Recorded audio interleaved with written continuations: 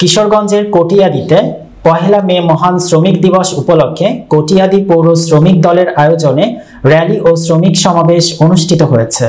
এ সময় পৌর শ্রমিক দলের সভাপতি আল আমিনের সভাপতিত্বে ও সাধারণ সম্পাদক আব্দুল কালামের সঞ্চালনায় প্রধান অতিথি হিসেবে উপস্থিত ছিলেন কটিয়াদী উপজেলা নির্বাহী কর্মকর্তা মোহাম্মদ মাইদুল ইসলাম। এ সময় বিশেষ অতিথি হিসেবে উপস্থিত ছিলেন কটিয়াদী উপজেলা বিএনপির সভাপতি ও কটিয়াদী পৌরসভার সাবেক মেয়র আলহাজ তোফাজ্জল হোসেন খান দিলীপ, উপজেলা বিএনপির সাংগঠনিক সম্পাদক খলিলুর রহমান, যুগ্ম সাধারণ সম্পাদক মাহফুজুর রহমান মিঠু ও শরীফুল ইসলাম ফুলু, উপজেলা যুব দলের আহ্বায়ক মাহবুবুল আলম মাসুদ, পৌর যুব দলের আহ্বায়ক জিল্লুর রহমান, উপজেলা শ্রমিক দলের সাধারণ সম্পাদক ফারুক লস্কর, আসমিতা ইউনিয়ন বিএনপির সভাপতি আব্দুল হান্নান সহ বিএনপি ও সকল অঙ্গ সহযোগী সংগঠনের নেতাকর্মীরা উপস্থিত ছিলেন।